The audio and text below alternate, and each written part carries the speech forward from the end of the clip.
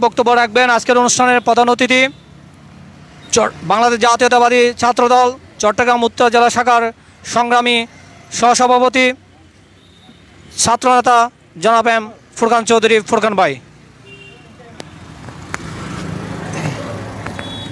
বিসমিল্লাহির রহমানির রহিম। বাংলাদেশ জাতীয়তাবাদী ছাত্রদল চট্টগ্রাম উত্তর জেলা শাখা কর্তৃক আয়োজিত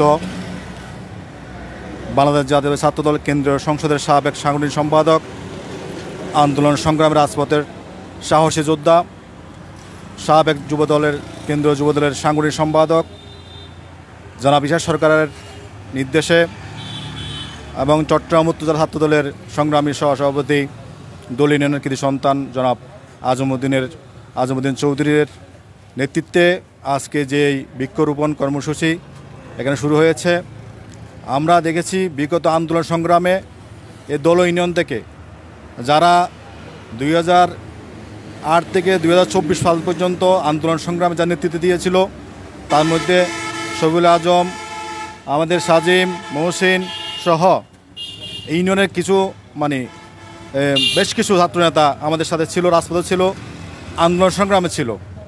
এবং তেমনিভাবে যে আজকে দুর্যোগ শুরু হয়েছে সারা বাংলাদেশের, যে ইন্ডিয়ার যে মুদির ওখান গিয়া পানি ছেড়ে দেওয়ায় যে বাংলাদেশে যে দুর্যোগ শুরু হয়েছে, ফেনী, নোয়াখালী, আমাদের ফটিকছড়ি, ফরহাদাবাদ, ফতেহাবাদ এবং যেদিকে বন্যা সেদিকে আমাদের ছাত্র নেতৃবৃন্দরা ছিল। এবং রাজপথে যেমন ছিল, জনগণের বিপদের সময় আমাদের এই ছাত্রদল নেতৃবৃন্দরা জনগণের পাশে ছিল। আমরা দেখেছি দোলই ফরহাদাবাদের যখন পানি বন্যায় মানুষ হাহাকার ছিল, তখন সর্বপ্রথম এই দোলইর ছাত্র নেতৃবৃন্দ আজম, সাজিম, মহসিন, কফিল এবং রহমত সহ ফরহাদাবাদের সবাই মিলে দুর্যোগের পাশাপাশি এবং ত্রাণ সামগ্রী যখন যতটুকু সম্ভব তাদের পাশে দাঁড়িয়েছে।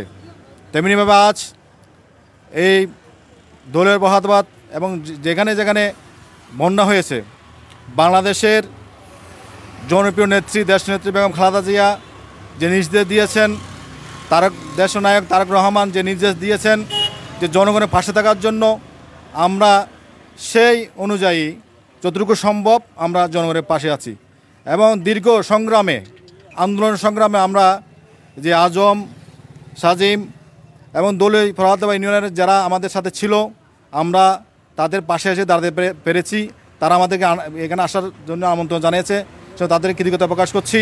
এবং ভবিষ্যতে আমরা এদের লক্ষ্য করতেছি কিছু হাইব্রিড নেতাকর্মী, কিছু হাইব্রিড যারা আওয়ামী লীগের দূষর ছিল এবং আওয়ামী লীগের সাথে আঘাত করে আমাদের দলীয় ভাইদেরকে নির্যাতন করার জন্য, মামলা দেওয়ার জন্য, হামলা করার জন্য বিভিন্ন পায়তারা করেছিল, তারাই আবার আজকে আমাদের কিছু বিপদগ্রামী মানুষ যারা আমাদের সাথে ছিল, মুখে ছিল, অন্তরে ছিল আওয়ামী লীগের পক্ষে, তারা আবার ওদেরকে নিয়ে আমাদের যে বিপদের সঙ্গী ছিল, সাথী ছিল, আমাদের আন্দোলন সংগ্রামে যারা ছিল, তাদেরকে হয়রানি করার জন্য আবার পুনরায় চেষ্টা করতেছে।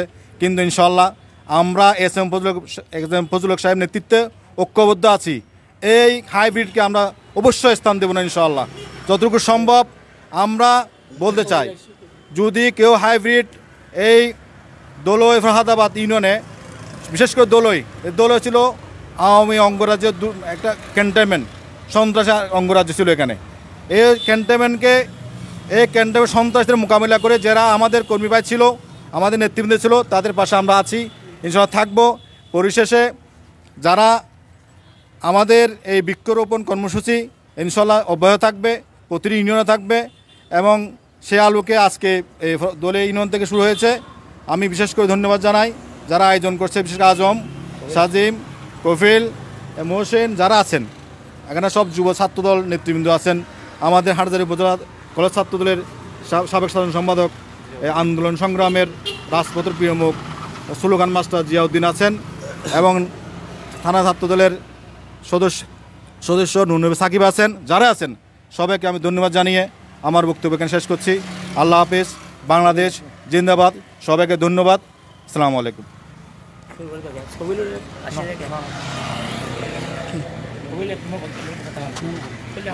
ধন্যবাদ।